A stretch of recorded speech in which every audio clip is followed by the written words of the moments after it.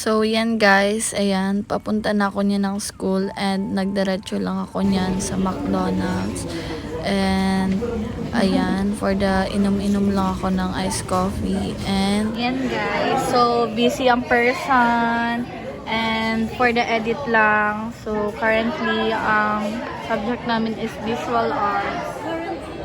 Ayan, may nagre-report over there. And, shout out sa friend ko, Neng. And for this beautiful girl.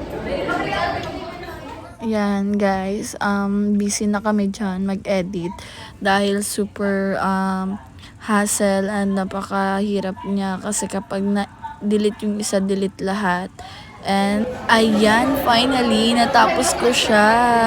And I'm so proud of myself. Ayan guys, hindi pa din siya tapos. Mag-uuwian na kami guys.